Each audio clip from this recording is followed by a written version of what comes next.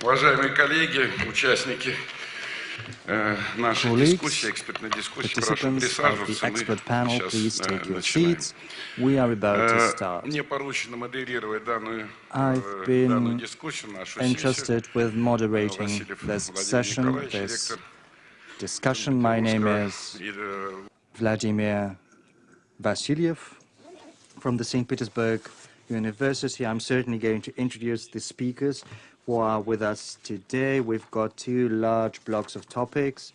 The first one is related to Universities 3.0, third edition, and the second block is the system of higher education of Russia, whether it's the best model or should it be amended, should it be changed. These blocks will occupy 50% of the time that we've got. That's 50% of our time is going to be dedicated to the first block and 50% to the second. We have a system for e-votes in place. Have a look. You should have special remote control. Once we conclude the discussion of every topic, you can vote. The remote control should be right under your armrest. Colleagues, if you don't mind, we're going to begin with the first topic, the third generation of universities, University 3.0. The discussion is underway not just in Russia, but also abroad for quite some time now. Just to make a short introduction and to ask a question of our distinguished panelists, I have to say that 3.1 is a new generation, 1.0 signifies the universities that were solely existing for the purpose of education. Almost 200 years ago, the so-called Humboldtian model was established. Back then, it was announced that the universities should not just educate people, they should also participate in scientific research, they should generate new knowledge. So new knowledge has to be generated, and that was supposed to be one of the main functions of the universities. And starting from the end of the last century, the previous century, the 20th century, a new function was added. Apart from conducting studies, society demanded that the outcome of intellectual activities should be commercialized. A new culture of entrepreneurship, the atmosphere of entrepreneurship emerged in the universities. The necessary infrastructure was established, the very spirit changed. And let me emphasize once again, the end result of this process should be the commercialization of intellectual fruits of what has been done in the university. So my first question is probably going to consist of three components. First, let's get back to University 3.0. But let's look at it from a very different angle. The University 3.0 can exist very interestingly. First, it should educate, then it should conduct studies, and then the third mission is going to emerge. So should it be an evolutionary process, or should it be a leap? Can a university deal first in education and then, without conducting studies, start introducing the entrepreneurship culture? So is there a precondition for Universities 3.0? So should the new generation of universities combine all the three aspects, or can one of the components be missing from what they're doing?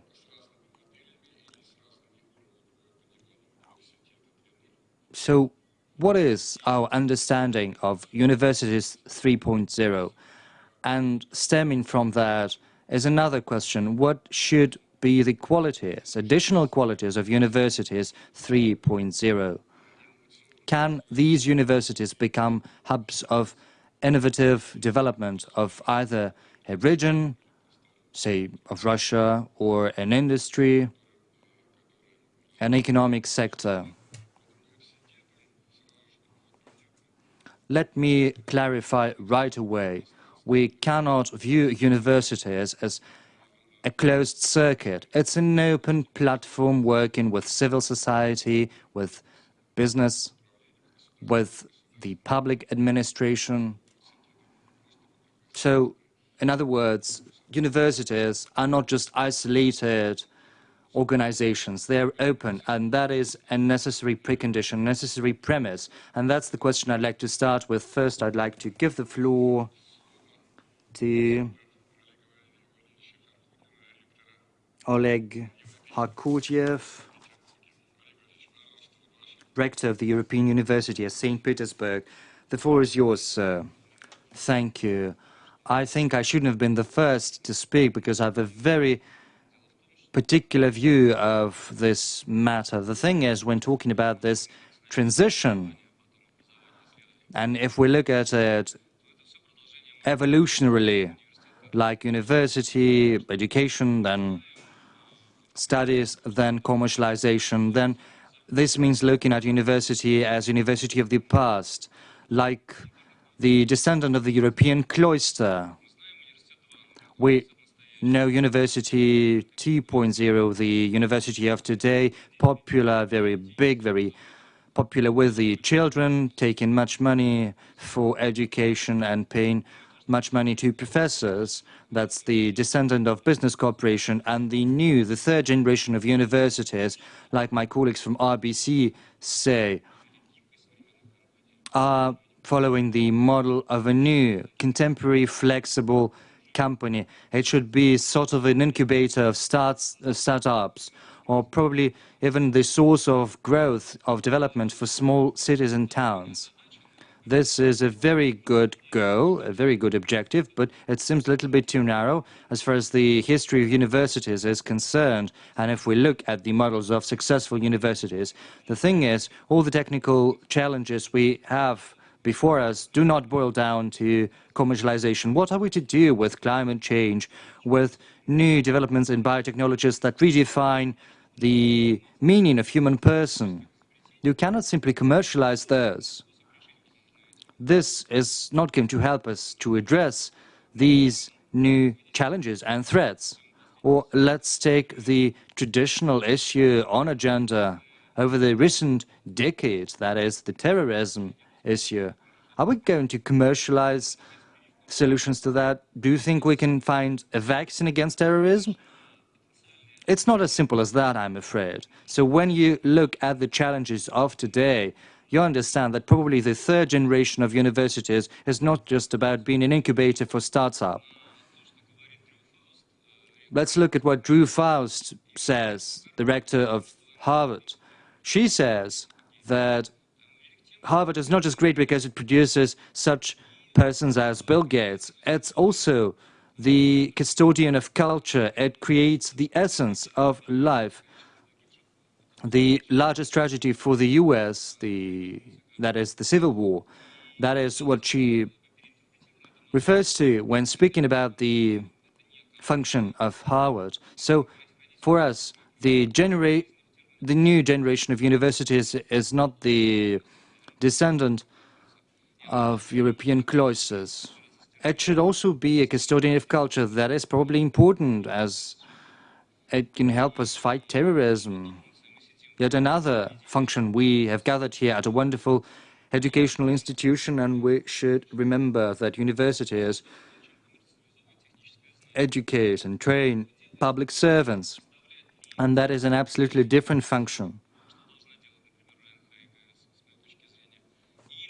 So what should RANEPA do? Should it train a new generation of public servants, or should it be sort of a source of civic duty, the function that has been performed by universities since Rousseau and since Montesquieu? When I speak to Sciences Po in Paris, and I asked them, why are you teaching so much Rousseau and Montesquieu?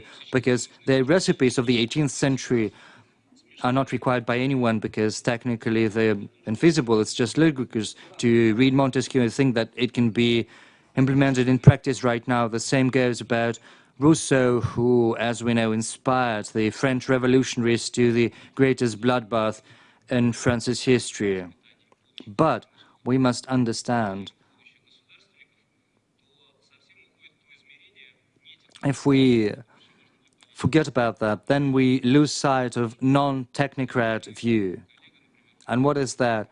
My cynical French counterparts say certainly a politician who has read too much Montesquieu and Rousseau, a moral politician, is different from an immoral politician only in one way. It is going to do the same thing as the immoral politician, but he's going to feel shame for that. So the technical interpretation of this hypothesis, the third generation of universities, narrows down our debate simply because the main challenges are probably going to emerge in different domains. They are probably not going to be related to commercialization and challenges related to that. Thank you, Mr. Kharkhordin. Certainly, our education should be rooted in culture and in history. That is an imperative. But at the same time, the economic component, as mentioned by you, is present in our today's universities. What you haven't touched upon is the administration of universities, of managing the university and training the people we need, the personnel we are seeking.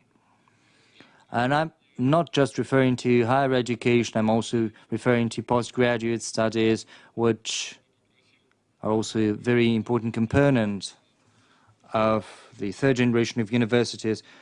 And in that regard, I'd like to give the floor to Andrey Sharonov, president of the Moscow School of Management, SKOLKOVO. Probably he is going to share with us his view of the third generation of universities.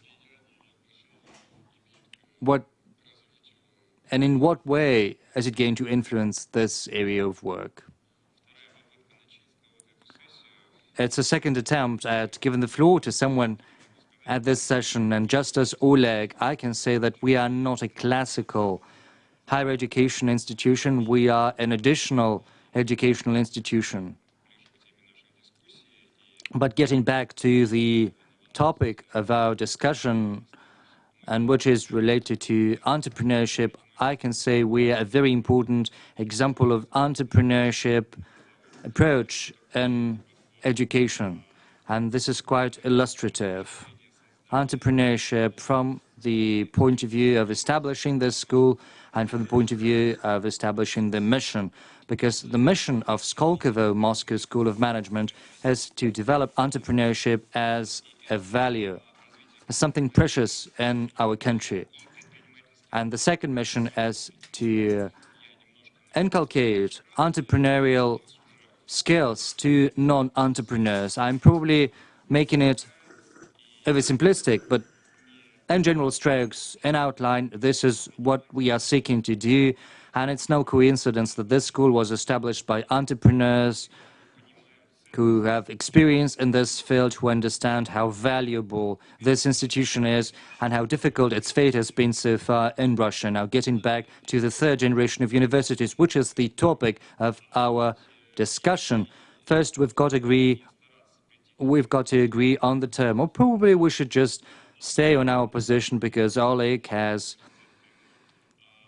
presented to us one view on the third generation of universities. We, for one, see the third generation of universities as universities that do not just educate and conduct studies, but also introduce innovations, because entrepreneurship is part of innovation. Innovation is about combining entrepreneurship and new inventions. These components come together in entrepreneurship. We like the concept of Universities 3.1, and this form we are not a university of the next generation, but the new generation of universities should produce competences, helping to commercialize new inventions and to produce new values that are going to be accepted by the customers. We believe this theme is of particular importance for the simple reason that traditionally Russia has been struggling with innovation due to a number of reasons, such as our values, our institutional factors, and we believe this is the function which we are supposed to perform. And I'd like to conclude my short introductory remarks by saying that our school is participating in a very interesting program, I believe, that was initiated by the Educational Ministry. That's the program called 100 Rectors, whose sole goal is to help train rectors. It helps train them in how they should proceed in order to move towards establishing the third generation of universities. They have to be able to assess their own competences and to understand which direction they should be heading to, how to emulate the best practices. Maybe in the course of our discussion, I'm going to get back a little bit later to the competences of these rector teams, how they look before undergoing training and afterwards, what the benchmarks are, the guidelines, and what way the leaders are different from the losers and what this signifies for our education system. Thank you. Thank you. First, I'd like to give the floor to Yaroslav Kuzminov, who is the rector of National Research University High School of Economics. But first, I'd like to congratulate him on the 25th anniversary. No, not his anniversary, of course. It's not his birthday. Now we finally know your true age, Yaroslav. Yes, thank you. Ladies, please take note of that fact. Well, 25 years is quite a long time. And we have witnessed the rapid development of the Higher School of Economics. It has become one of the leading universities, a classical university. Over these 2.5 decades, it has gone through all the stages, I believe. Mr. Kuzminov, I should very much like to know what you think about the third generation of universities, Universities 3.0. Thank you very much, Moderator.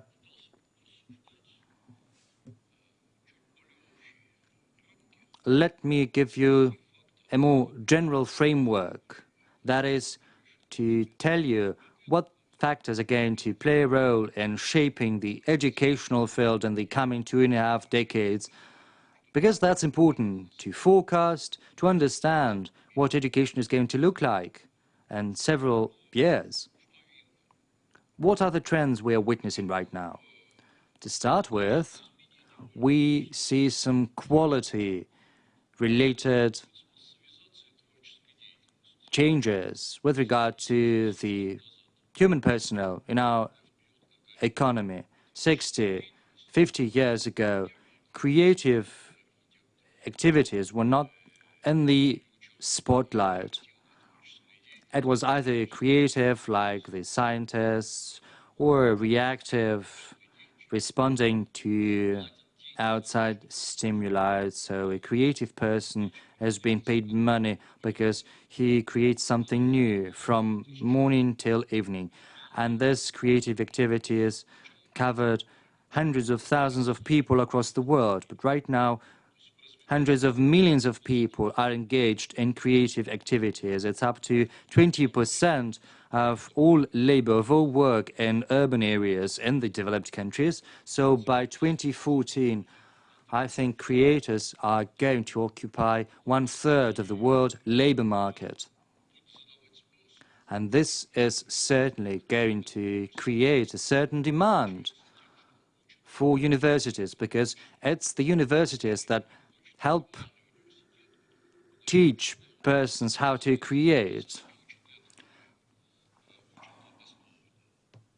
So universities teach how to disprove the old, obsolete knowledge and how to create new knowledge. Another factor is the growing period of our life during which we can be active. It's going to increase by 15, by 20 years. And that's why lifelong education is going to be so important. And Russia is terribly lagging behind. We have 10% of people with the age of 40 plus who are training. In Germany, it's 30%, whereas in Sweden, it's 60% of 40 plus who are in the education system. So we are lagging behind. But this is also the direction we're going to be moving in. Another factor is the permanent change of technologies and jobs. And this means that we're going to have to adapt to new labor market. So we won't be able to specialize in one single narrow field. Let me remind you that Universities 2.0 are focused on that. They provide narrow education with a concrete set of competences. Fourth, the demand is going to grow for education, and it's going to be viable. People who know and who have the money, who have the willingness to learn, are going to drive this demand. The transition of urban population to post-middle class. What is post-middle class? The middle class means that 50% of your income is not going to be spent on prescribed activities and requirements such as food and utilities. Post-middle class is when 60% of your income is not spent on satisfying your basic demands. And 70% of households are going to have two parents with higher education. The fourth factor, or rather the fifth factor, is the globalization of English, which we are witnessing right now as a professional language, as a language of business. And this means that the national borders are going to be blurred quite actively, whether the governments like it or not, whether they're going to fight it or not. This is what is going to happen. The sixth factor is the digital education, the creation of digital platforms that are quite competitive as compared to traditional universities. Right now, almost half of all the students, if that is not prescribed by universities, is studying as many online courses as they do offline. And at their own initiative, just to make sure they have understood everything, sometimes because they are not satisfied with the quality of education provided to their offline teacher, offline professor. So what we witness is the pressure put on offline universities by online platforms. The seventh factor is the emergence of new signals, quality signals in the market, which do not coincide with the traditional signals. What are these standards about? The corporate standards, the professional standards. Let me cite a classical example. CFA 1, 2, 3. A classical example of corporate standards as Microsoft Certified Specialist. Regardless of who did that, CFA is made by a public company, whereas Microsoft has come up with a standard of their own, and these models have been adopted by the markets. These strong signals right now are pushing away, sometimes they have already pushed away, the higher education certificate. And this process is only going to go further. Interactive databases are going to be established, which prepares the best variants for career growth, not just single one-time opportunities, even trajectories where you can go, how you can train further, and raise your competences, this is going to be a strong motivating force behind what's happening. And as a result, national educational standards are going to be pushed away. They're going to be confined. And offline universities are also going to run into difficulties. How shall universities behave under this new context? I have compiled 5 models or patterns of future universities. University 1, which are global project and research universities, they will stay and they may absorb standalone research structures. Why so? Because the uncertainty is indeed high. I mean, the uncertainty about the future technologies. And corporations will therefore be incentivized to join their solutions and team up with each other, but they'll try to, involve at least partly public sector, which is mostly universities. And like Airbus, General Electric platforms get integrated with universities partly now. The diffusion is in progress, and these are real strategies. And corporations have been trying to reduce their risks. And in this respect, universities, one, they will stay, they will be okay, they will expand. But I repeat that these are on top 500 global list. It's merely around 5 to 10% of all universities that will survive. What happens to the rest? Then comes another category, universities 2. Universities 2, they will keep being offline ones, but they will evolutionize into regional clubs, providing infrastructure for social and cultural activities in their own regions. So the infrastructure will be there. But a considerable part of educational activities will switch online, and research will be done by local researchers and fellows of universities 1 that I have mentioned. So universities 2 are not research bodies per se, and these will evolutionize into regional project and social interaction clubs. And their work will entail a big component of volunteership. It's not about payroll jobs, but the infrastructure will be there within 40 years, and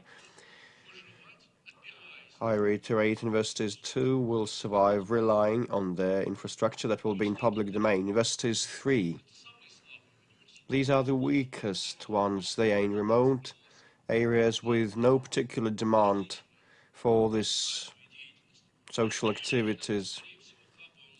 These are online education hubs, I'd say. They would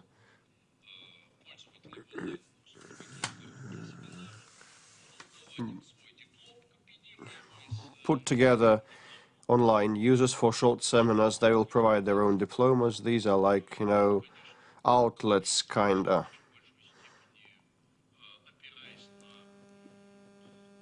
They will rely basically and mostly on global online resources. Then comes universities 4 that are inexistent now.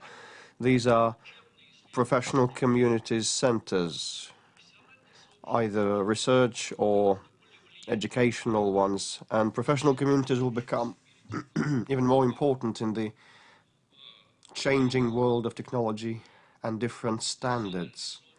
Now professional communities accepting exams and carrying out, delivering courses and lectures, they are thin on the ground.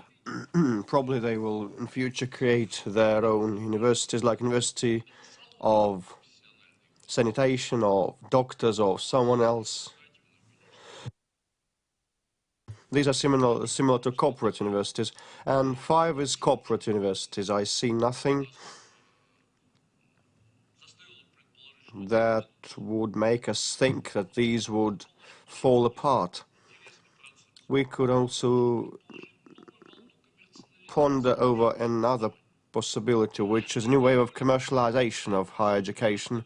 There'll be greater chunk of business projects that may include either single or separate courses up to big online platforms that will be commercial, that will be at a rate. Why so? Because possibly future effective demand, I believe, for educational activities will be much greater than now, and sales in this sector will go drastically up. But the universities by themselves will remain public property because it's silly to reject free resources, free of charge resources. But there will be much more flexibility in earning, there will be much tougher competition, and most of the universities around the globe will, in their finances and activities, look very much like today's Russian universities. And today's Russian universities are to a much greater extent business-oriented than in the West. Russian universities have to have their own permanent management crews and teams. They shouldn't recruit people on a timely basis or outsource them, because too much is at stake.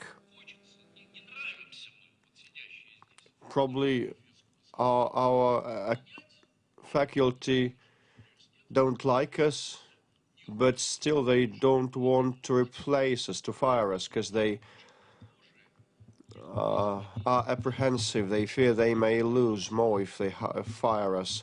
And I believe same will happen to global universities in advanced countries that now are in a kind of blessed state. If they receive a grant, they earn money. If not, they don't, but they sit on their hands. Thank you.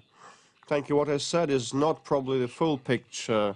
Thank you so much. I've provided a extensive view, and I'd like probably Vladimir Mao to speak about our university or universities now, although Oleg tried to reduce the functional of RANEPA only to training future civil servants. But Yaroslav, I believe, also said clearly that probably higher education is a bit overestimated in our society. New standard and corporate mechanisms are to be employed. And without a doubt,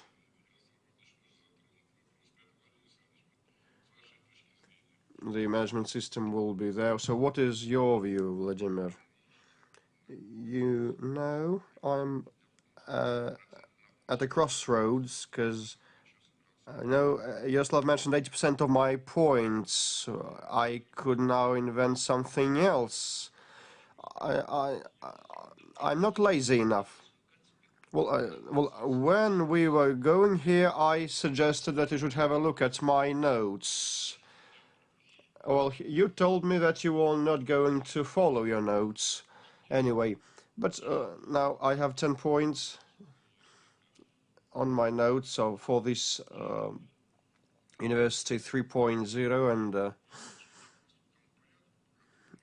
they're just in the order of my liking, not the order of importance. But being a Marxist and dialectician, I want to say that this university model will be going back to the pre-industrial universities in many terms, because the post-industrial site of the 21st century in many aspects resembles the site of the 17th or 18th centuries. And it's a very important phenomenon. Let me clarify on that, because the societies back in the 18th century had no sectoral priorities. When Adam Smith and David Ricardo, all the liberal economists, are scolded because they were not aware that industry was better than agriculture, but they weren't able to understand that, because back then agricultural monarchies were the strongest powers, world powers, and industry meant virtually nothing. Then were societies with no sectoral priorities. Same happens now. We don't have sectoral priorities or priority areas. We have advanced or obsolete technologies in agriculture or oil industry or rocket construction, space rocket construction. We don't have any sectoral priorities. Our priority is now the human capital and territories. And this is what was typical of the pre-industrial universities, that predetermines the pattern of the new universities. So hence my points. A university should have intellectual and academic core. Unlike school or institute or professional vocational school, university is a place with a critical mass of people that do what they're interested in because they're interested, and they don't earn the money they get, and they don't have to prove anything anyone. This is the only thing that forms a university. It may be 5 or 10% or 20% this core, but there are not so many people that can do intellectual activities because they like it, and this is the cornerstone of a university, and they breed their kin and kith, people akin to them. Second, in the order of appearance, not importance, industrialization of education. When a teacher, a tutor, has physical people he or she works with, either online or offline, and these individual students should have their own trajectories, their own plans and compendiums, because they risk their money, they put up their money into that. And there is a great deal of uncertainty because they don't know what happens when they graduate. It takes time, and so a student that enters university does not know what he or she will do when they graduate.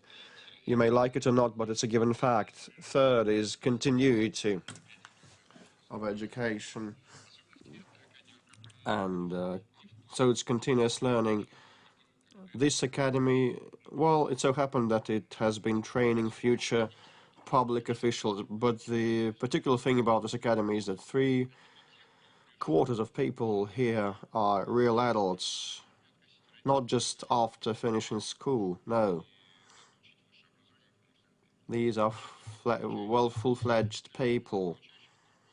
They get a second or a third education in the course of their lifetime. Yaroslav is right in saying that it's about people from 30 to 45 years.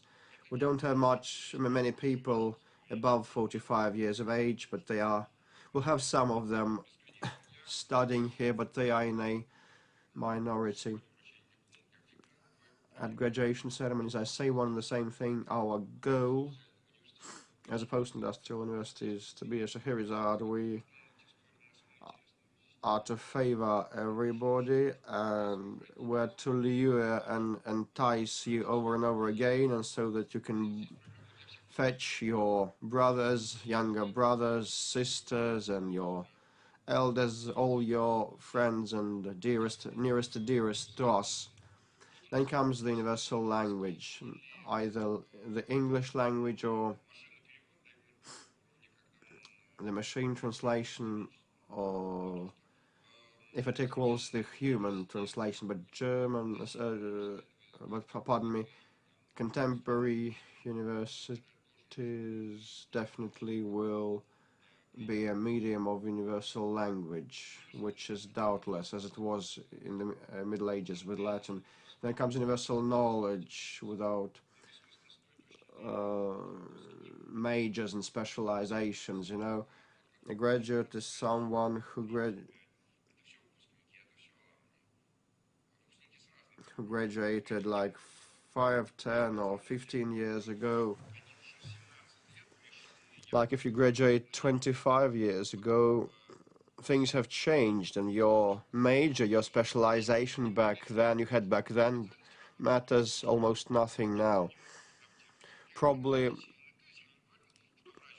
know, those people who are not able to adapt to such changing circumstances work as per their major or specialization. And Sharonov said he trains rectors and they will work rectors. And our deputy minister is a rector, by the way. But we were not taught to be rectors. And we'll teach you to be a rector. I'm ready. So the goal is like shaping universal specialists and professionals with fundamental knowledge at hand, at their disposal, being able to swap areas of activity. Then comes personal money invested. In 1990s, we have the point that spending on education is related to the poverty. Now, private money flows into education when people have sufficient money and they start investing in their education, healthcare, so that it becomes continuous. And these investors will shape territories. Like in Tomsk and in other cities. Tomsk is like 3 universities. Before universities, Tomsk. So you've started wooing Lyudmila, but probably there are 4 universities. Tomsk Medical University. Please continue. So you said if I mentioned that, you would have said I am subservient. I'm not. I'm just wooing her. Then comes entrepreneurial spirit. It's important, but secondary. And here, university could be a business outsourcing point, state-of-the-art technology.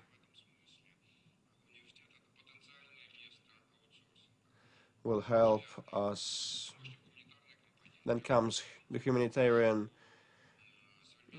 component, arts and humanities. I'm convinced that technical knowledge will require a lot of additional arts and humanities so that people could then become managers. 10th is global competition, going beyond education. Now our friend Herman Gref says that Sberbank competes not with other banks but with technological corporations and other types of activities. But I know for sure that our academy competes not with universities. We'll find common ground with universities. I know that Kurchatov Research Institute is your competitor. No, Sberbank is. When education is becoming a sphere of considerable competition, to the extent that people want to get educated and come to university, they don't want a certificate, they want knowledge. And this domain expands, and higher schools, universities should not compete with next door universities, but with someone else. Thank you. Thank you, and I'd like now Frédérique Vidal, president of the Nice University, to take the floor as well. From the 2 viewpoints, it's relevant to listen to her. Well, human capital and territory advancement, which is one point, that is, the Nice University is quite successful in this. And the second important point, Frédérique, we know her quite well, together with Vladimir. She has teamed up to have an international united university, sort of, that would have some traits of what Vladimir has mentioned. Please, the floor is yours, madam. Thank you very much for inviting me. So first, let me just introduce my university in few words. My university is a pluridisciplinary university. It is composed of 12 faculties and more than 50 world-class research laboratories. We educate around 30,000 students. Victor, half of them are master or PhD students.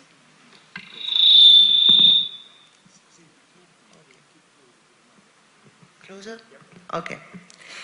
So we educate around 30,000 students, and half of them are master or PhD students. We have recently been selected by the French government and by an international jury for our project, dealing with the definition and the implementation of University of 21st Century, University 3.0. So, to my point of view, University 3.0 must combine higher education, academic research, and innovation for the common good. One of the main goals will probably be to help the socio-economic world and the society to better understand the utility of basic academic sciences in the real world. We have to explain that higher education and research can be considered as an urgent issue relating to the solution of new, highly complex global concerns. From disciplines, from concepts, from models, we have to design pragmatic solutions dealing with major societal challenges, and all these things can be found within the universities. We also have to develop new teaching approaches involving our students and to promote the creativity and innovation. We have to destroy the image of the scholar in the ivory tower, cut off from the rest of the world. So we decide to break down barriers and create new interactions to create a new university model. By barriers, we mean barriers between different disciplines, between different laboratories, between different faculties within the university, between public and private research, between research and development, and between students and researchers. The risk, if we don't do this, is to freeze existing institutions and academic disciplines, to fragment knowledge and know-how into disconnected components. In Nice, the university is the second employer in the city after the University Hospital Center, and the students represent 8% of the city's population, which demonstrates a strong demographic impact. So we are convinced that University 3.0 must be a center of change and development within the city, the region, and the state. Research universities are attractive assets on the international level, as well as for companies seeking an innovation ecosystem. In the Côte d'Azur, my university allows the creation of between 5 and 10 startups each year. and favors the emergence of new companies based on research results. Altogether, in France, companies issued from universities' laboratories represent in the last year hundreds of jobs. They raised over than 200 million euro in capital, and some of them have been listed on the stock exchange or have been bought by larger companies. Universities throughout the world are facing increasing demands on society and governments, marked by an expansion of their missions in the context of tight public finance. For that purpose, each university is being asked to define specific strategic priorities based on a clear evaluation of their potential and their environment in order to increase performance. Large cities are at the heart of a knowledge-based society, and the great majority of scientific production and innovation, which is linked to it, comes from a few hundred clusters in the world. The most recent evaluation measuring the potential of these so-called global cities include indicators of universities and students. If large cities are major actors in the economic development in our country, and if the research universities that are located in them are a factor in increasing growth, then it is important to facilitate those measures that will allow cities to invest in higher education and research. In the European Union, 3.8 euros are produced for each euro invested in universities, and 3.2 jobs are generated for each job created by the university. So research-intensive universities strongly support the formalization of metropolitan alliances in France, with special attention to the connection to economic development, universities as a tool for training, for economic development coming from research, as an actor and animator of metropolitan spaces, as a promoter of innovation, and as a facilitator of the forward progression of skills in companies and industries. But also about questions of urbanism and transportation, cultural animation, whether it be scientific, technical, or artistic, and providing expertise for society and local authorities. University 3.0 have to define their key challenges. Key challenges for science, in addition to the production of knowledge, can be exemplified through the following questions. How does science more effectively influence decision-making? How can scientific research have a greater impact on practically achieving societal and territorial outcomes, or perform a better incorporation of stakeholders' values? So in my university, we believe that transdisciplinarity can be a solution. Transdisciplinarity refers to the integration of diverse forms of research.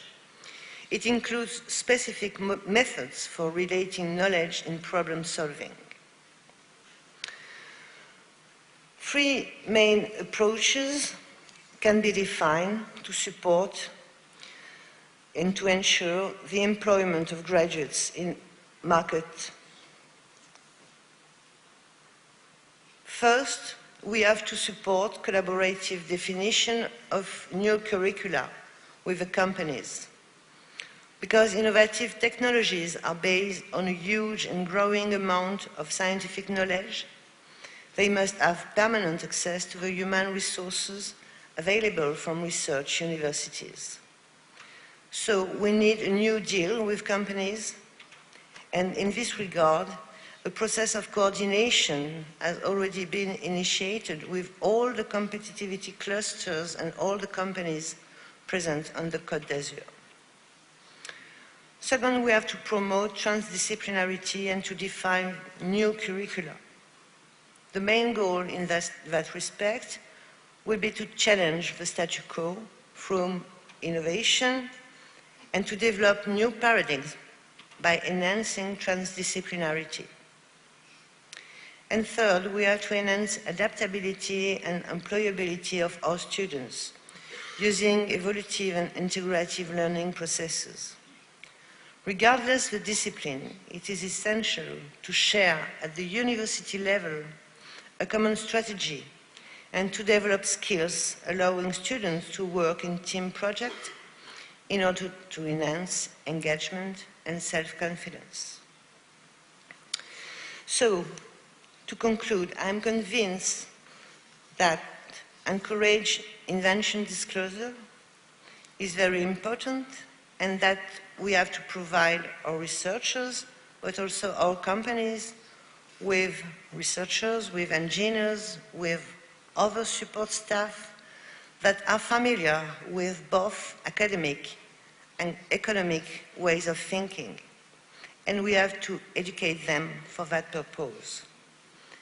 They can help bridge the gap between these two areas, with one aiming to create new knowledge and the other aiming to create new wealth.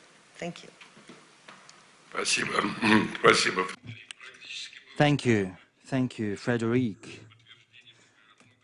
You have said a lot that supports what we have said, the hypotheses that we have put forward, like the transdisciplinary approach, the innovation, the new studies, the education. It's very good that you've paid great attention to the development of the city, the region, and the country as a whole. And as you said, the university becomes sort of a gateway to globalization, helping to create this link between the city, the region, the country, and the world. Thank you very much for your remarks. They have been most profound and very interesting. Today, colleagues, we've got many discussions and roundtables dedicated to the third generation of universities. I participate in a great number of those. I would like to say that we have gathered here top experts who express their own opinion on what the third generation of universities is and what they should look like. I have attended a lot of these sessions, as I mentioned. But together with me was also Mr. Evgeny Kuznetsov. I think you have attended all of those roundtables and workshops that we've organized. So I would very much like to hear your thoughts, your views. Thank you. First, I'm very grateful for this substantive and deep discussion. In the course of the discussion, we can see something essential.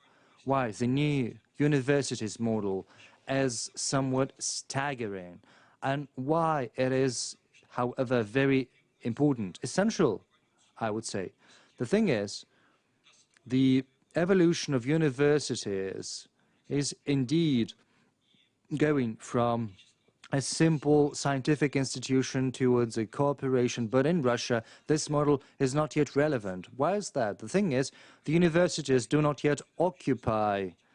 They are supposed to, and the logic of all the previous development. They were supposed to become actors that create active social forces in the country. They do not yet do that. Let me now take a step back. First, I'm very grateful to Oleg Kharkhordin, who presented to us an alternative view of how universities used to develop. Indeed, historically, traditionally, they played a great part in defining the values, the view of universities. They helped lay foundation for the perception of reality, to understand how ethical this or that action is, In other words, it helped to constitute our society. If we give yet another interpretation of this evolution from universities 1 to universities 2 to universities 3.0, we'll see something else. The eldest universities have always appealed to the past. It was a scholastic model which created sort of a canonicity. The second type of universities have become flesh and bone of reality.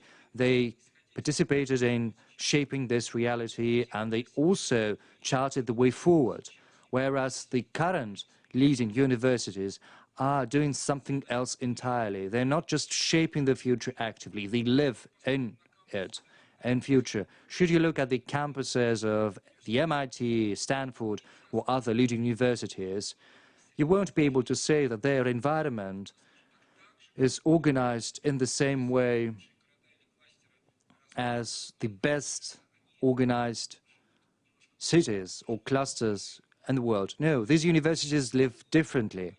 They live in future, and they're not just ahead of us in technological skills. If you look at the Silicon Valley, you have to understand that this is just a cluster, an extended area around Stanford. So in this sense, when robotized machines appeared in the environs of Stanford 10 years ago, we understood that the future came to pass there, which comes to us with so great a lag. So what's happening in Universities 3.0 in the world is indeed an attempt at grasping the main rules of society, which will guide it in a decade. We've discussed some of these aspects indeed, such factors that help us shape the future, like the entrepreneurial culture in Russia. We confine it, and too strict a framework like the commercialization. The thing is, what makes an academic successful? To state the theme correctly, to sell it, in inverted commas, to get a grant for that, to brand it, to promote it, to make this theme a megatrend. One of the prominent entrepreneurials like Craig Venter not just created an artificial bacteria, it also created synthetic biology, which revolutionizes our understanding of life. And this whirlpool takes everything inside, like philosophy, science, and culture. We invited Frank Schubert from Manchester University to Russia. He told us how the catapult is organized. This is the hub of breakthrough scientific research on artificial biology in Manchester University. Just 1/3 of these sciences are dedicated to genomics. The 2/3 are research in norm setting, ethics, anthropology, and social philosophy. Because you've got to understand what artificial life is, what its status is. How can you influence artificially the evolution of life, including the evolution of the human person, and what restraints have to be introduced on these processes? So technological research is just 1/3, including in the money terms. The rest is the supporting sciences and philosophy. So this, what the university should look like, it should be a combination of different classes, not just the technological, scientific one, but also the humanitarian, the philosophical one. So Universities 3.0, as we should understand, is an environment which prepares people for the future life. Entrepreneurship in science is a new model of behavior in culture, in art. In art, you cannot escape being an entrepreneur if you offer something new, if you promote something new. It's a very well-known story. Almost all the rules of the venture market were fleshed out in art. The seed funds, they were created in Broadway, many things like that, like the business angels, they first appeared in Broadway. These were new rules which then propagated to other fields. In Russia, this process is just nascent, it's emerging. So an entrepreneurial university, in a sense, is not a university which just helps to create technological startups. It is also a university in which each and every student can undertake something, or at least become a part of an undertaking, an enterprise, to become a member of new society, the emerging future society. That's the greatest challenge we face. And the second challenge, which has already been mentioned today, let me put some emphasis upon it. The Russian universities have gone through a very destructive stage. It was back in the 1920s, 1930s, the Soviet era, when classical universities were fragmented. They were split up into smaller higher educational institutions specialized in different fields of level, like the medical school split from the main body, creating a medical academy and so forth. If we look right now at the leading world universities of the third generation, you'll see that these universities combine at least 6 schools: classical university, engineering, business, law school, and arts and humanities. So the business triad and the technological triad. Sometimes universities do not have a business school of their own, but if that happens, then this university can, say, strike an agreement with the neighboring school, like the MIT has agreements with the neighboring universities. This is the only way to do science in today's society, to create a new society. The question is how we in Russia should reintegrate these fragmented structures, turning them into one complex. This is the key issue, the essential issue, which, however, is the hardest one to address. The most difficult factor, and we've been doing that for quite some time, the most important factor that prevents Russian universities from turning their technological competences into new business certificates and new companies is the absence of a high-quality business school that would cooperate with them. They do not have input and competences in the management field. So what they lack is these skills, which are supposed to help students to turn what they know into something tangible. And to conclude, I'd like to emphasize the campus concept. In Russia, this campus culture has not yet taken root. As a person who have witnessed the emergence of the Leningrad University campus, I saw how destructive it was for the natural sciences faculties, the transfer to Petersburg. At the same time, the university campus is a platform which helps integrate fragmented structures, originally fragmented, and which are different in culture, in methods, in their objective. The best campuses usually create a fantastic synergy effect. Once I was struck how the Cambridge Innovation Center was created in the MIT. They've got one of the greatest technological parks. I'm not going to dwell on that, however. They have small rooms in the corridors. I didn't understand what they were for, and the answer was they were rented by legal advisors who helped consult students on starting a startup.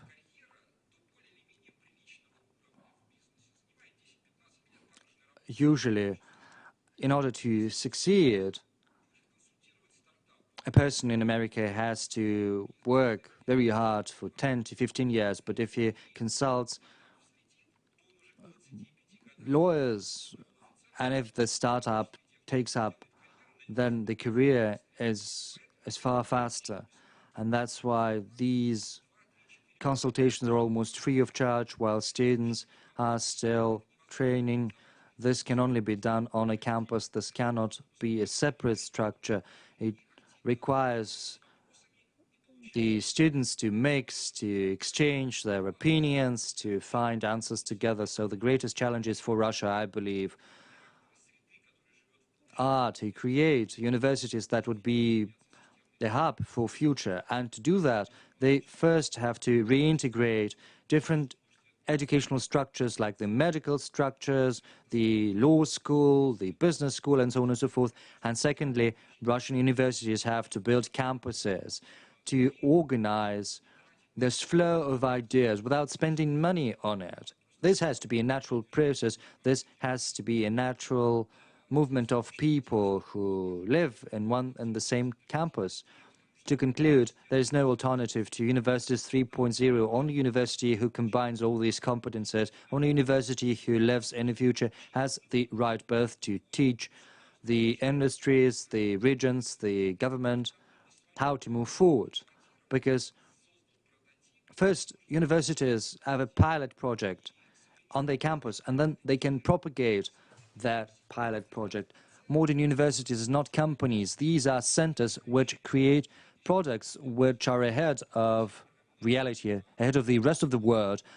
By 10 years or so, if we look at the latest innovations, they were all created first in universities. I'm talking about the real breakthroughs. So if you want to create an economy of modern type, you've got to create universities of the modern type. Thank you.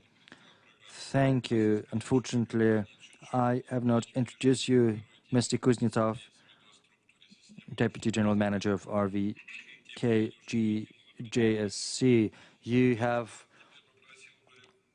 created a bridge to the second part of our discussion. I would like to give the floor to Madam Olga, Deputy Education Minister and Science Minister of Russia. But you're also a pro-rector of the Rector Corps.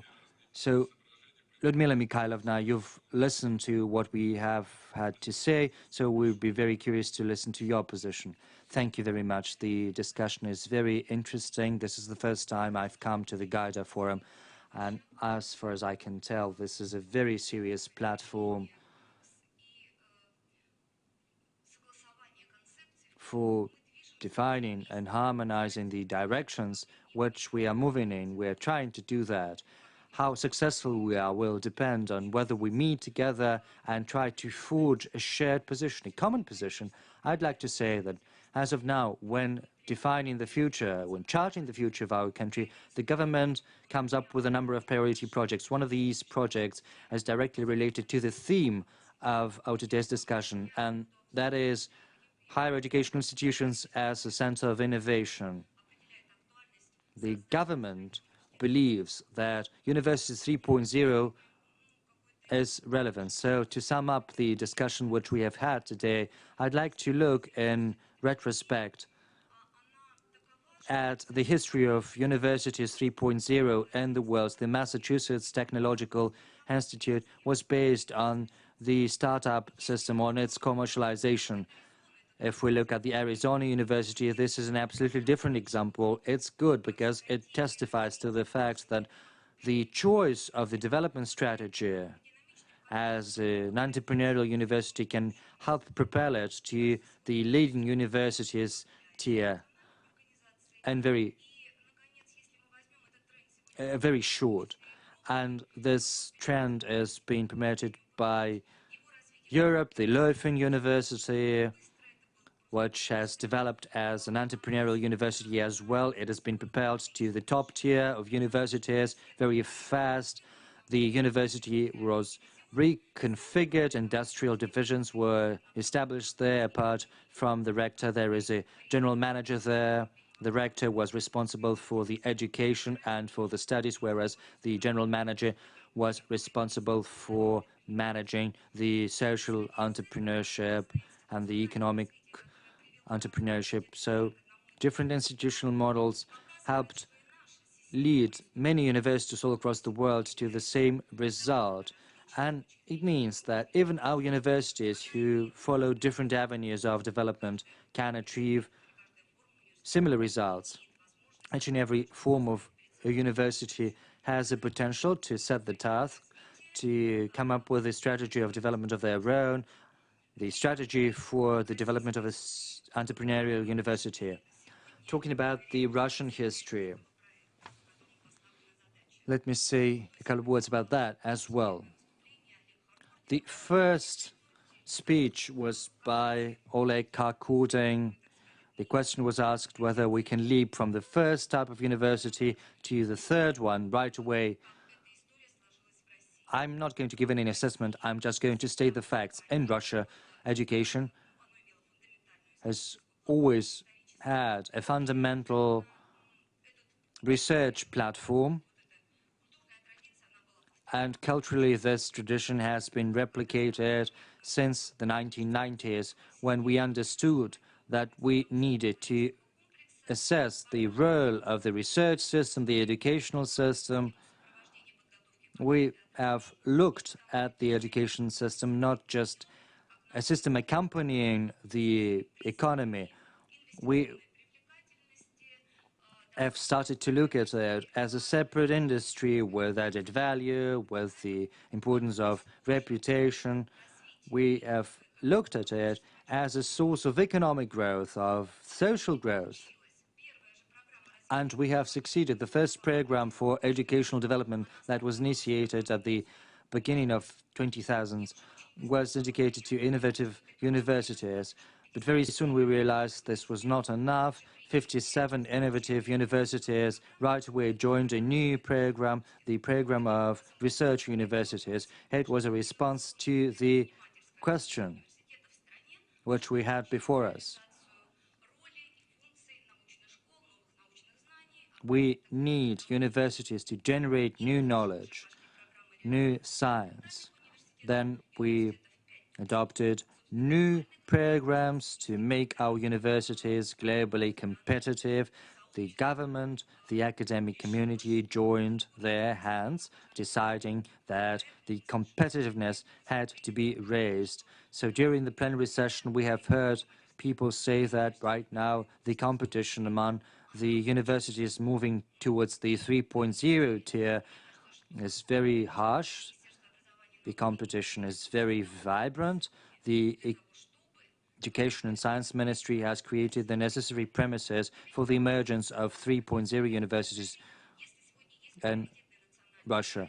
The second question I'd like to answer, if Russia right now has priority projects, those who've gathered here have helped us develop this project. They had expert groups, or they're responsible for these projects.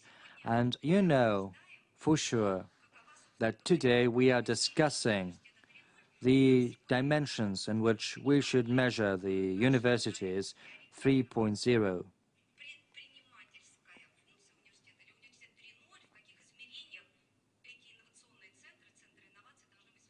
We try to understand how the new innovative centers should look like.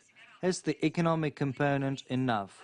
Should the universities be just like the government and the companies and try to develop society economically? Or probably universities should always also have a physical component to impact the environment through their campuses, through the services they provide to municipalities, to the people who live in this territory, and who should feel that university affects positively the standard of life they lead.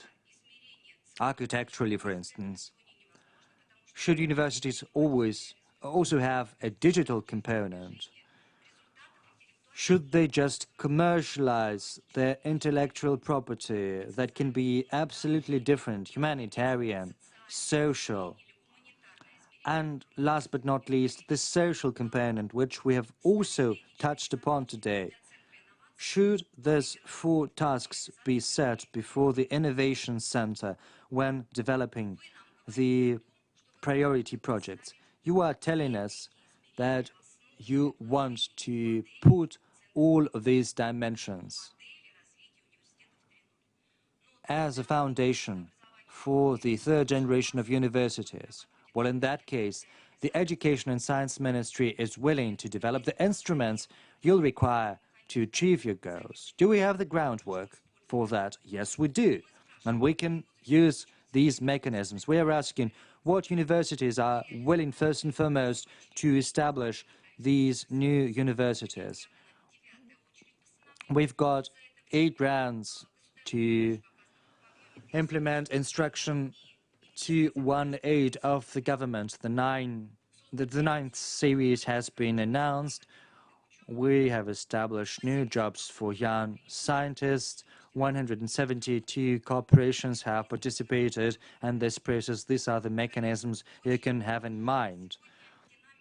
Yet another good dynamics has been witnessed in interdepartmental cooperation among different higher educational institutions. Engineering centers have been set up, which we do together with the Ministry for Trade and Industry. And these centers can even help us make profit. These are the real mechanisms that we have before us. Instruction 220, it's very important because it helps us understand the globalization trend, to understand where the entrepreneurial functions of the higher education institutions should lie.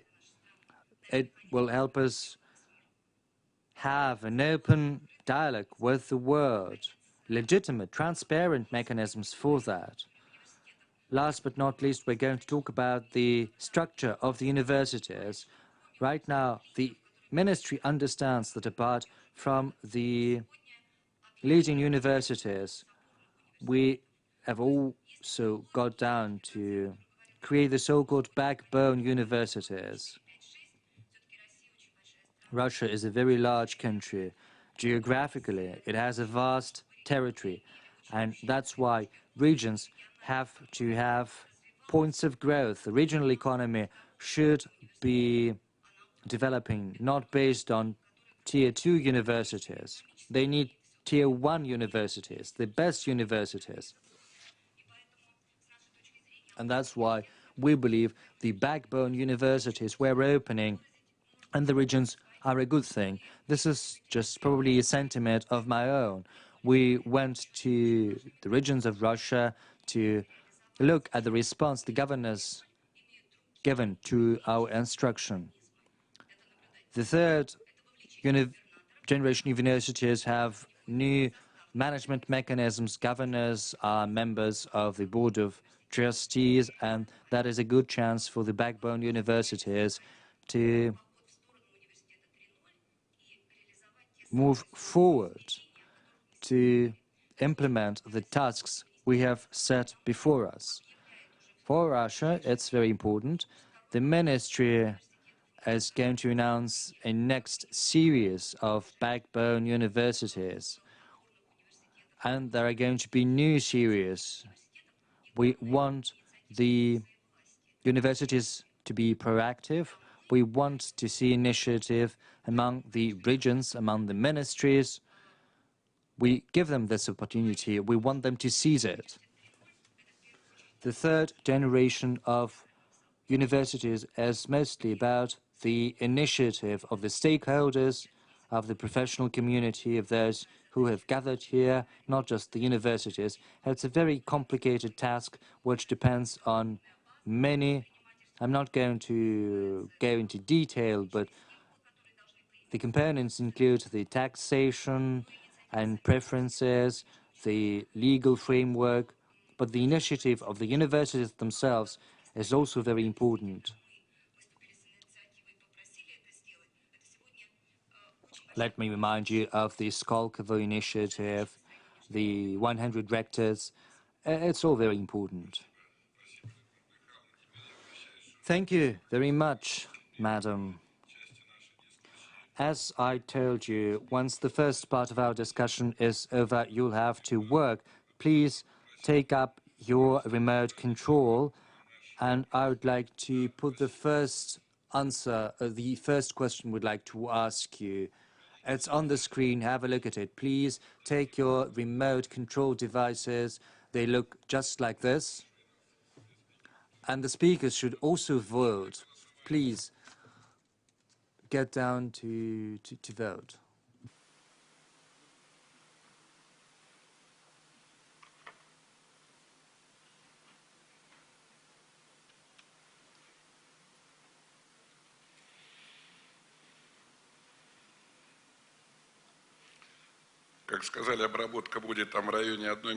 As I was told, it's going to take a minute to process the outcome of the vote, so we should probably wait for the outcome.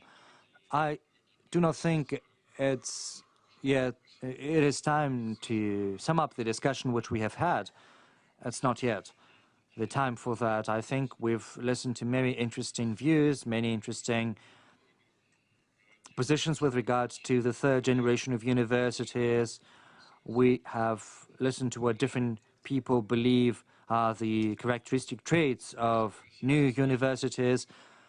I think some go without saying, others might lead to a discussion like the campus. We know that the campus can be split up into several fragments. There are good examples when there is no single campus, when the university is scattered across the city, and it still gives the university a chance to influence the environment, the economy. We shouldn't view our universities as an isolated system. We do all know that an isolated system will sooner or later collapse. The more open it is, the more ties we've got, the more chances the system has to develop. What about the processing? Have you processed the votes? Oh, no, it's still underway? Oh, yes. Thank you.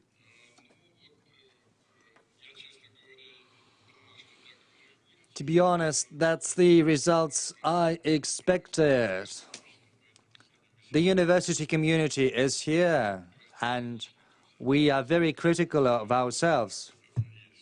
Well, we give ourselves a very good assessment, as I can see. 84% think that we can become a center of change. As for the mechanisms required to do that, well, they have been mentioned. And we should now address all the universities and ask them to turn into the centers of change. And in some time we're going to get back and look at what they have done to the industry, to the region. Thank you.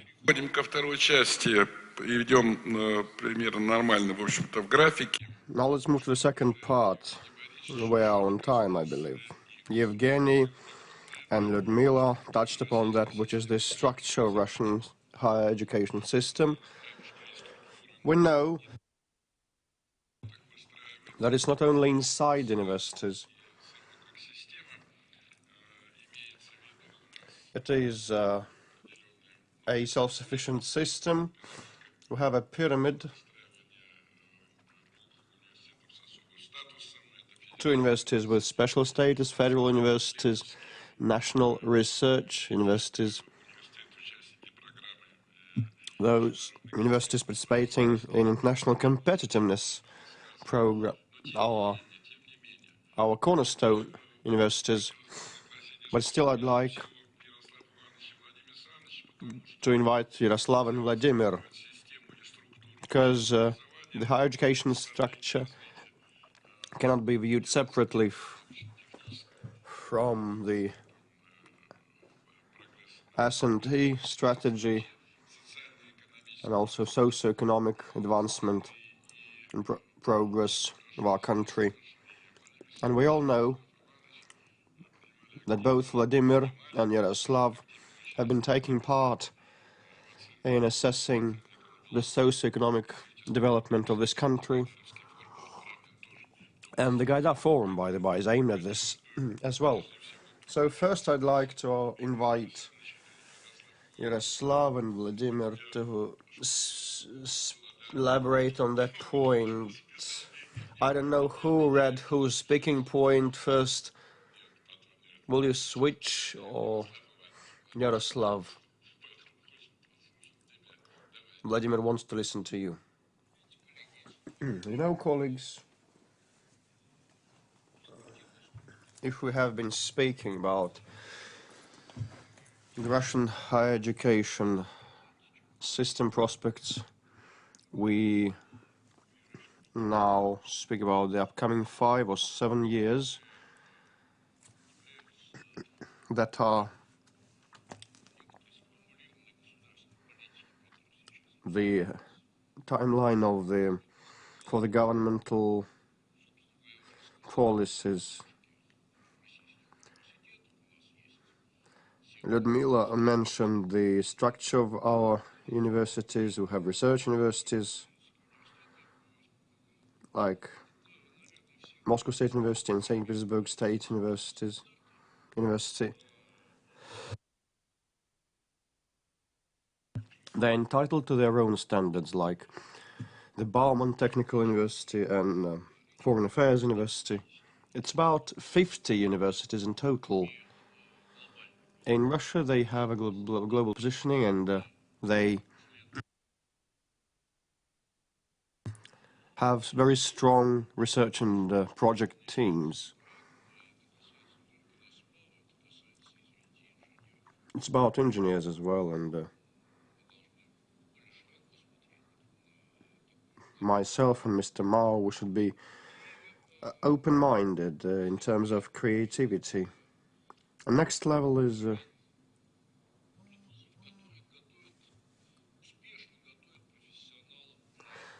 that one preparing professionals, training professionals for the national labor market. Now ministries, the Ministry of Education in particular, suggested that the government should establish a system of universities that would become development hubs. In Moscow, SPB and Yekaterinburg, there will be many of them.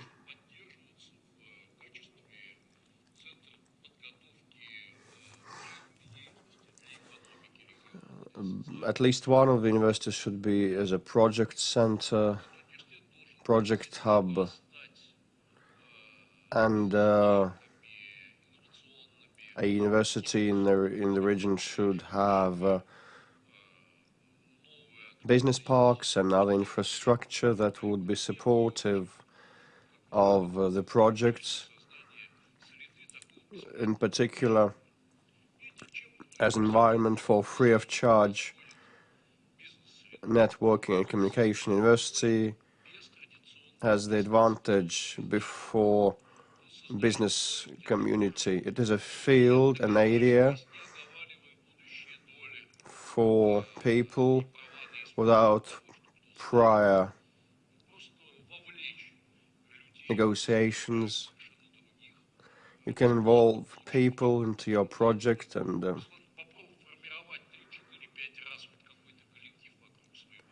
you may find single-minded people, like-minded people.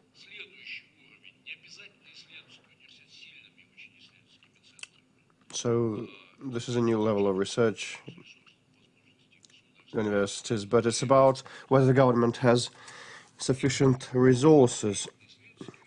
So the first group is project and research universities, and the second group is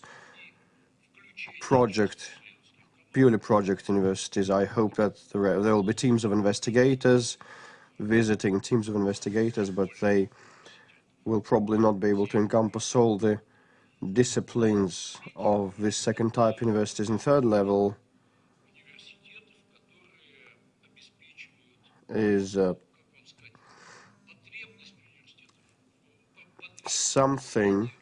universities that would match the demand of people for education.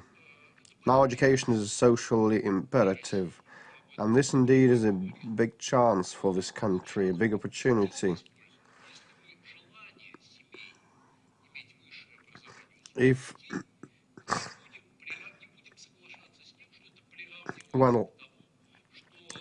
having education does not only mean staying at university. No, it means deliberately studying. So these third type socializing universities should have a mandatory program.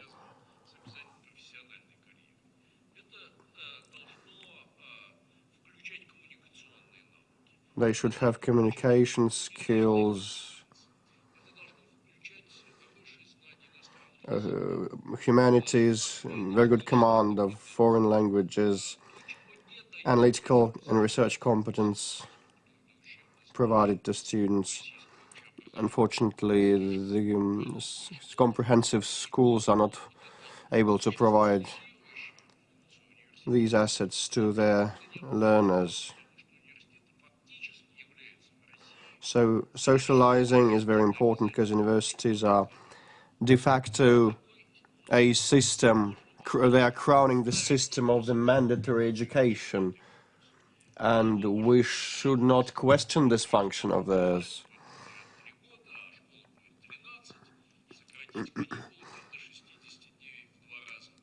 So probably we should capitalize on what we have, on the institutions that we have, to modernize them, not build something new from scratch.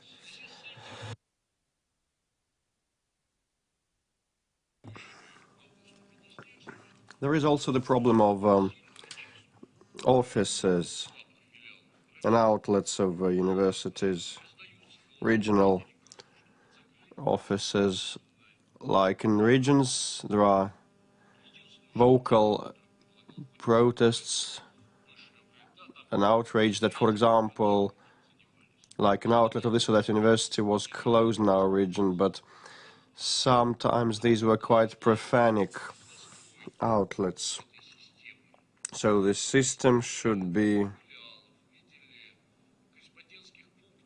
fine-tuned, and we should have universities that could provide online courses instead of futile and void of essence outlets to meet socializing demand. So this network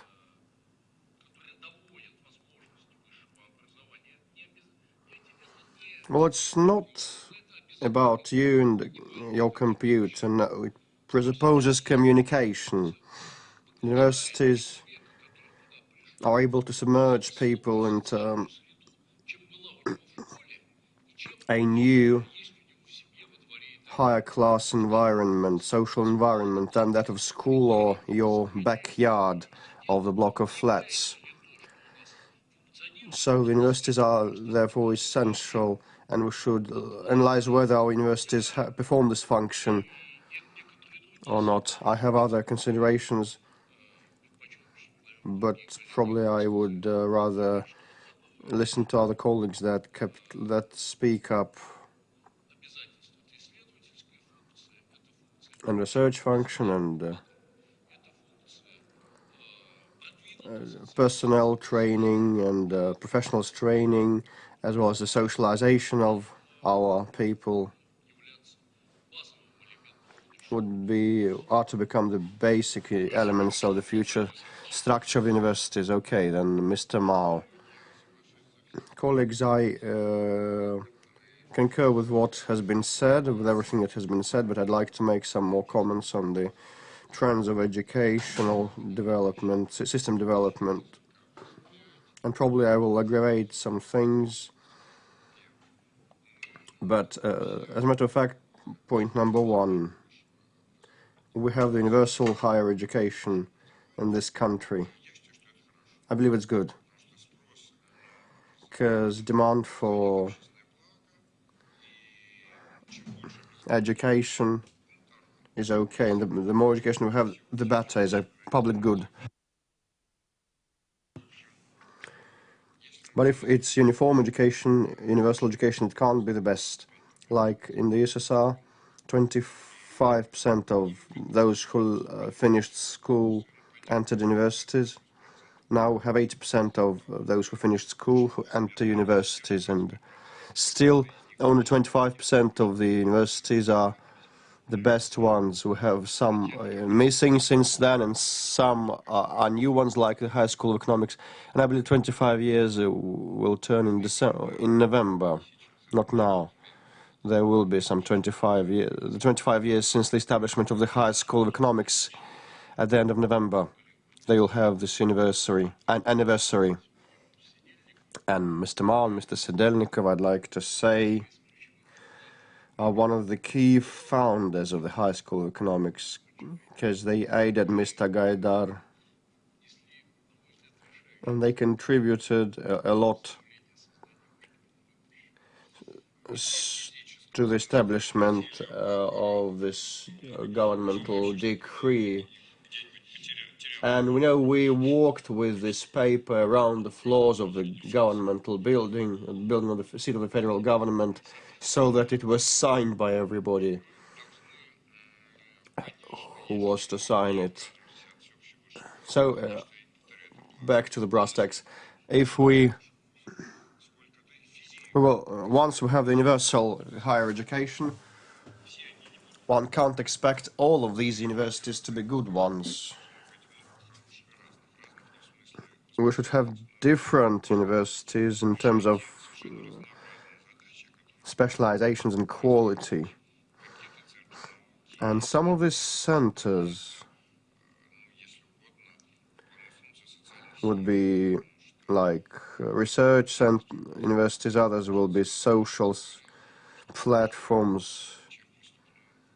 But the previous education minister was cross at me when I said that a university would be anyway better than a street gang. Because, you know, people spending some time at the university, they are brought up in a certain extent and they will not get criminalized. The chances are very low. And we should raise the role of brands, by the by. And me as an employer, I'm not interested whether this or that person has higher education or a scientific degree. If someone has 5 higher educations, so what? I can't care.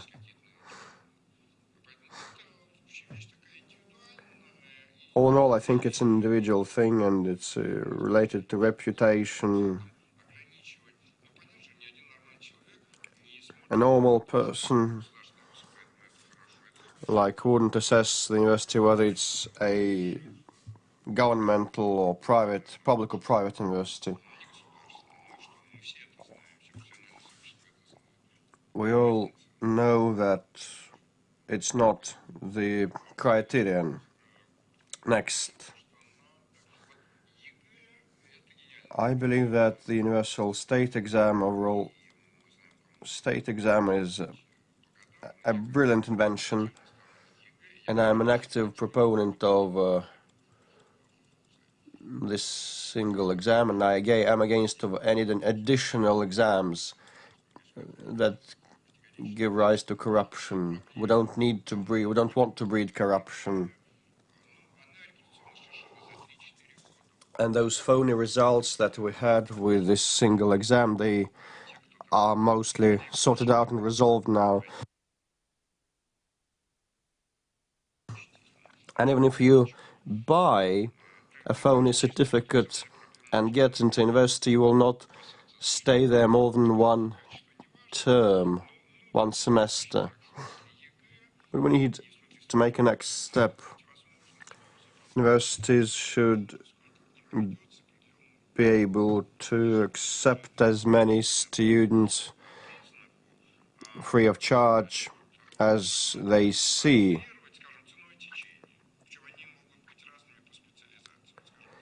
Well, the budget would be ready to provide funds, I believe, should be ready.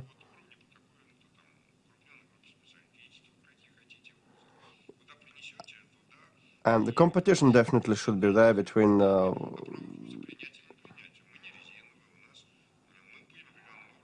applicants, and we should have more, probably, budget free of charge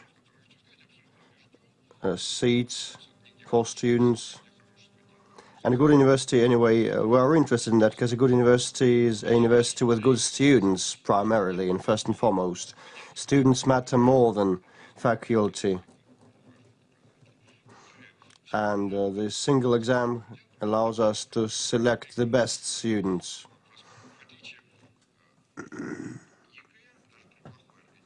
And the single state exam provide access for good students, good applicants from the back, from the hinterland of Russia, from the province, to enter good universities made in big cities. And this is an asset, this is good. Well, definitely there are such issues as a dormitory and the number of places and per faculty and per year. Then some of the educational establishment will get transformed into online program certification centers.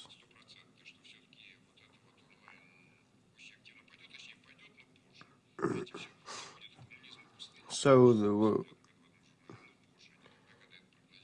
we will have communism in the desert, but a bit later, not when projected. And this will also happen, but a bit later. So platforms will appear, and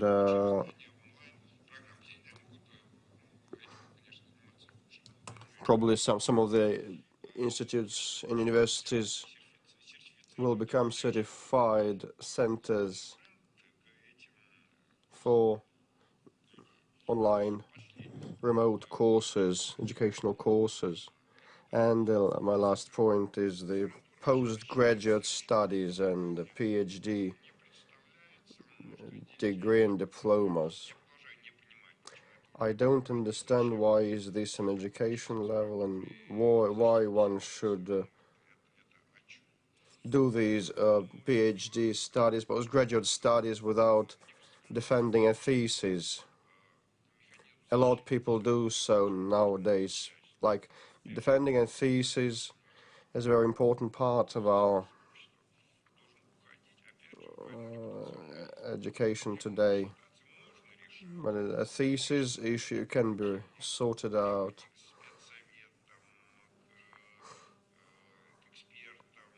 If more requirements are required, are set forth to juries and faculty, and now we don't have any salary increments for degrees, academic degrees, so it's actually motivationless. We should somehow change the system. A thesis is defended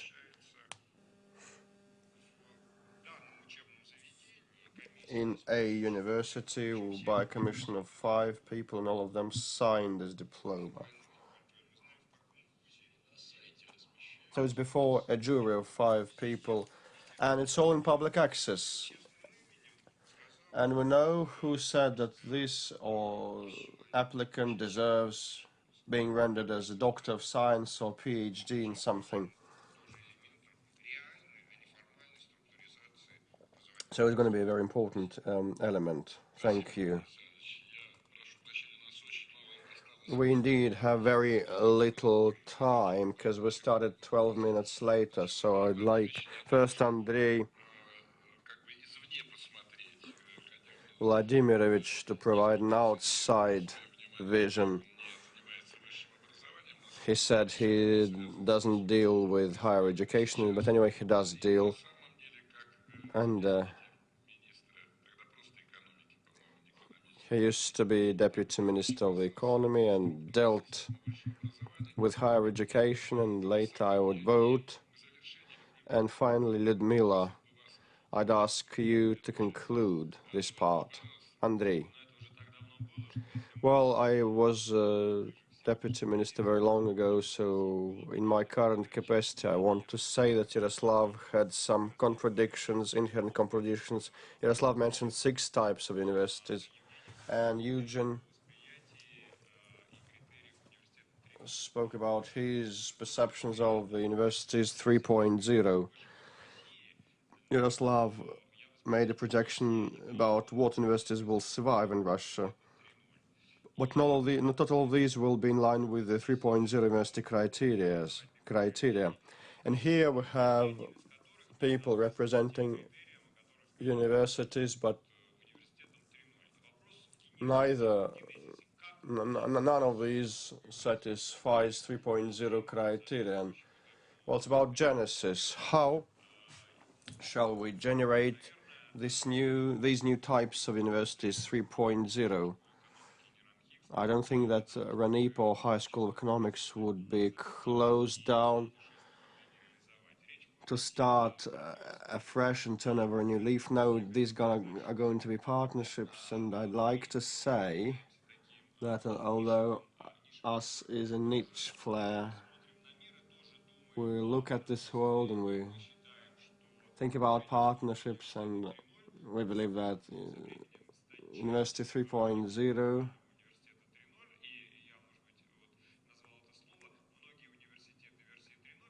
many universities of 3.0 will be virtual ones, they will not be localized.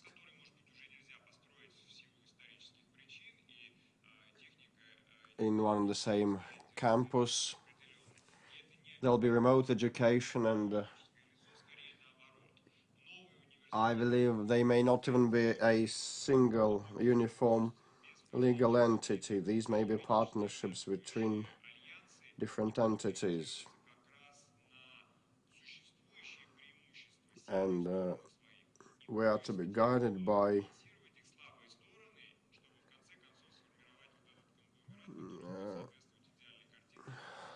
those by need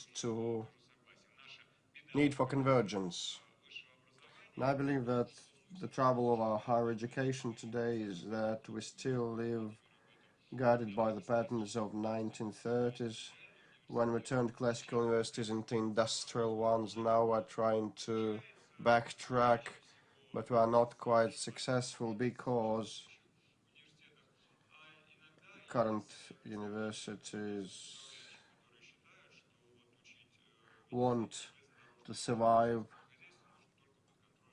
or like, for example, public officials believe that relevant ministries and agencies should oversee how their relevant professions are taught, like railway or economics or anything else. So here we should look at the new experiences of rectors. They should be broader knowledge and expertise, and the boards of trustees and supervisory boards also are important, and regional leads should participate.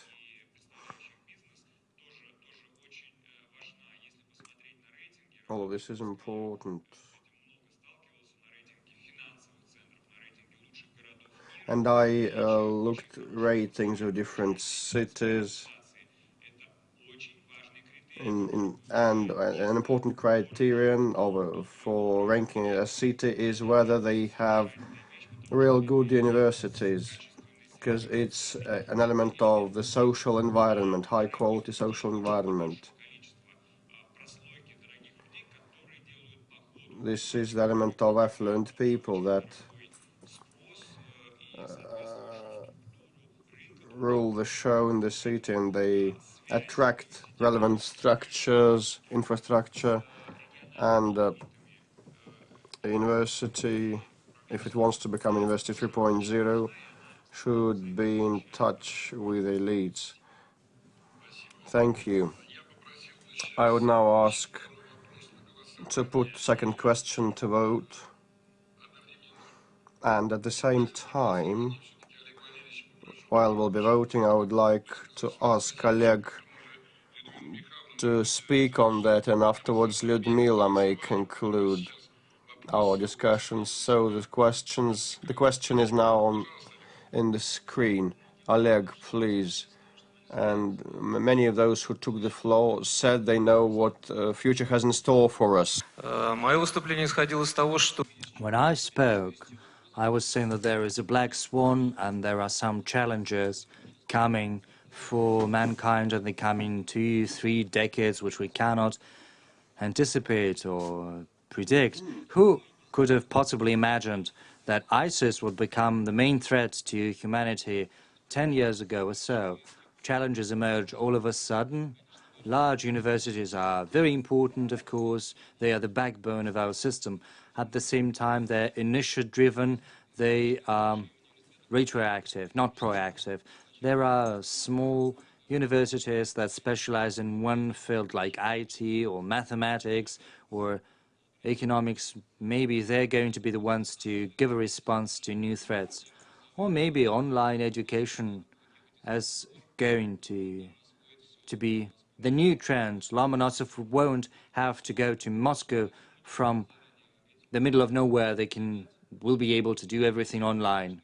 We cannot anticipate the challenges. That's why the biological trick will help us. We're going to be saved by the diversity of species.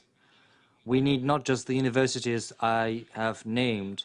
For the fittest to survive, we also need small, active schools like the European University and the Business School of SKOLKOVO, and the evolution will tell us who is the fittest. And now a sensitive matter, what hinders the universities of future?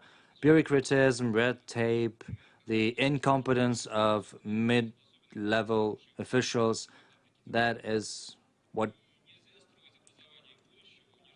holds us back. We cannot build the third generation of universities based on the standards of yesterday. We need a room for maneuver, to experiment, to try something new. We need free educational zones, areas. And this is not just for us. This has to be the right for each and every university. We cannot adhere to a formalized approach. We do not know what the future is going to look like. We only have this biological trick which will help us, and that is the diversity of species. And we won't have any future if this diversity is non-existent. Oleg, what about Rosoboronadzor, the service for the supervision? It brings down our capacity to fight new threats because they make us write so many papers. Now, Galina Mikhailovna, we now have the results of the second part of our discussion. The second question, can you comment on that? Is conservation of departmental and sectoral structure of higher education justified? Yes. Does it mean that 60% have to belong to the public? I think the audience didn't get the question, maybe. We need a complex of scientific education and all that. Well, any fragmentation by different structures and government authorities is going to weaken. It will inevitably bring down the level of expectation of what the government expects from the universities. Certainly, nothing is absolute. A compromise is to be found. Just allow me to answer. All over the world, there is a structural differentiation between the educational institutions and the scientific institutions. That is a natural process. And as a person representing the university, I'm very happy that starting from the early noughties, Russia understood that it has to create a driving force behind the universities. It's going to be the engine of growth. Russia has initiated the emergence of top-tier universities. we need some pioneers. We have to think about the elite, which has to be produced by the educational system as well. I'm very happy that the leading universities are doing a great job and that they are getting support. And Russia is not just supporting the Moscow universities or the St. Petersburg universities. Of the recent years, we've witnessed the emergence of wonderful universities, not just at the center, but also in the regions. And this might serve as the innovation centers. This is one of the priority projects. Let me name these regions: Kazan, Nizhny Novgorod, Novosibirsk, Tomsk. Right now, these universities create competition. The goal of the ministry is to coordinate its work with the universities so as to strengthen the competition, because this is the only way which will allow us to advance Krasnoyarsk, Samara, Tyumen, Khabarovsk, Bashkortostan, Kaliningrad, Vladivostok. And, you know, these are not just the regions in this list because of what the universities are doing. This is because the regions are so active in promoting universities. The business circles and the government of the regions understand universities as what they need, and that's why they help them, they develop them, and they also get support from us, from the federal ministry, when we understand what is needed and where. What does it mean? What does it imply for us? What about this group of leading universities? The thing is, the current system of education is configured in such a way that these are the universities that are interested with master's degrees, with managing dissertation councils. Does it mean that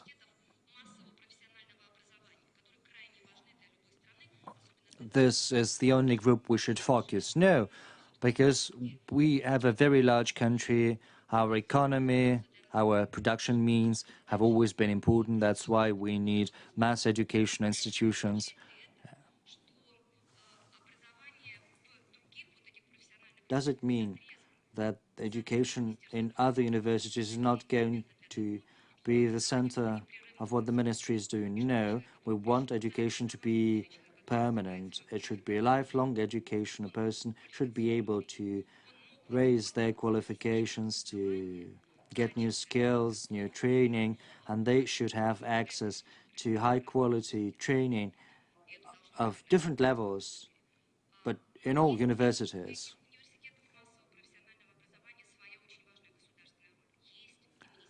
Do these universities have a role to play? Yes, they do, and the ministry recognizes that and grants them their support. This role consists in working at the regional level together with the business circles, and their objective is to develop the industry. And for that, universities need innovative systems. If we say that it's about vocational education or professional education, this doesn't mean that it's unimportant. On the contrary, it's very important. And they should have an environment of their own. Their position is a little bit different. There are certain standards. Their orientation is somewhat different. Their guidelines differ as well.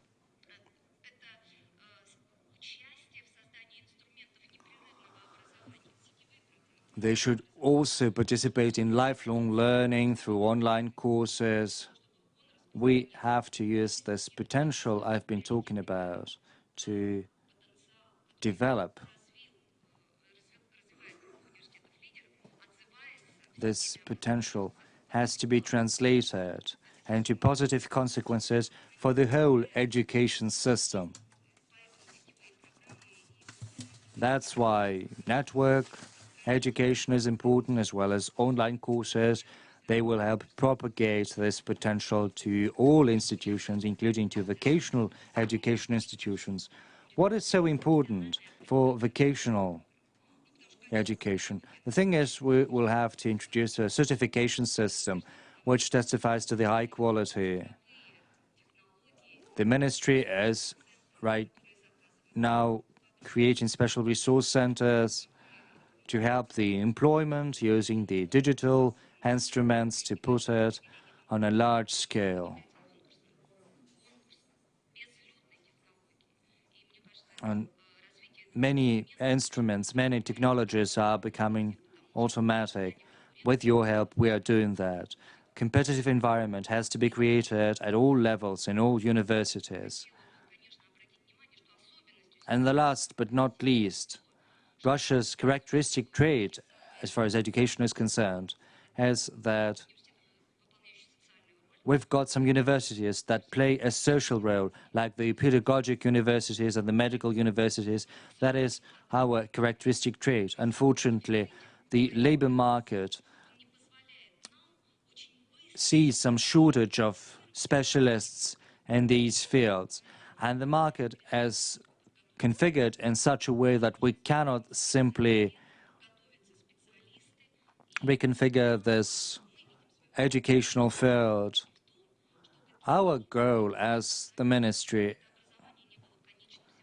is to do everything in such a way that these specialists should not end their education there. They should get access to universities, to PhD studies, to master's degrees.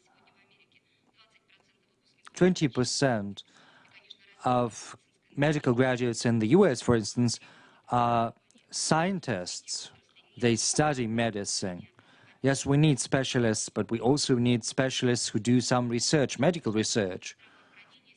I have to tell you that the healthcare ministry is now working closely with us. The Association of Medical Universities has been working for 3 years together with the Association of Medical Schools, and it helps us create new centers for pharmaceuticals. What else? The pedagogical system, you know, our minister wants to reform this system. And another field, the transportation field. It is also a social function. Yes, we want it to be an integrated system. And this is not just about transferring divisions to different universities. This is not what we are doing today.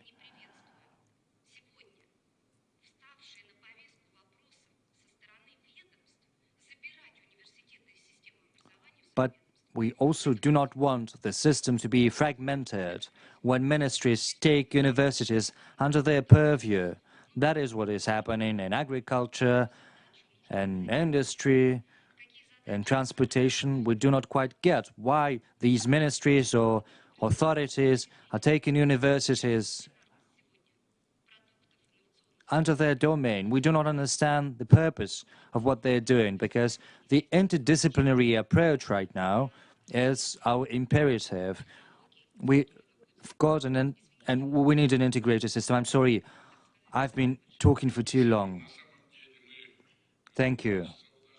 Thank you. Yes, we started a little bit late, but we've managed to complete everything within the 2 hours allocated to us. To conclude, I'd like to thank you. I'd like to thank our experts of top class who have participated in our discussion. I believe the audience have been most interested in listening to what our experts, our keynote speakers have had to say. The audience have been actively engaged. Thank you very much. This expert session is now concluded.